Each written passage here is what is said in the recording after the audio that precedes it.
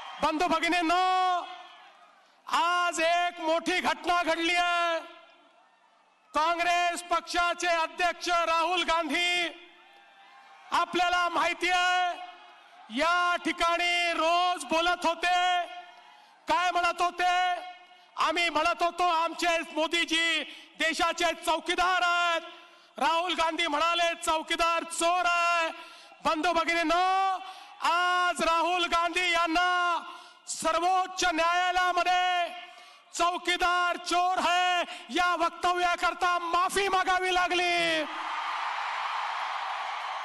आज सर्वोच्च न्यायालयामध्ये ॲफिडेव्हिट करून राहुल गांधींनी सांगितलं मी हे चुकीने बोललो। राहुल गांधींनी सांगितलं मी जास्त उत्साहात बोललो आणि आज त्यांनी माफी मागितली आहे। आता माननीय सर्वोच्च न्यायालय त्यांना माफ करेल की नाही ते तर उद्या ठरेल, पण या देशाची जनता त्यांना कधीच माफ करणार नाही।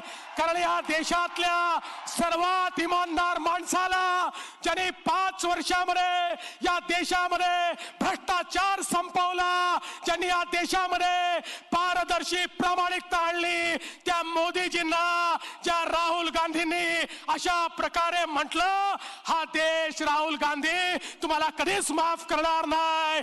या निवडणुकीमध्ये तुमची जागा तुम्हाला देश दाखवून देईल, पण राहुल गांधींकडनं मला अपेक्षा नाही आहे ते यापुढे देखील असं करणार नाही याचा मला भरोसा नाही आहे। कारण जी स्क्रिप्ट हातात येते त्या स्क्रिप्ट प्रमाणे ते बोलतात, ते काय बोलतात त्यांनाच माहिती नाही। पण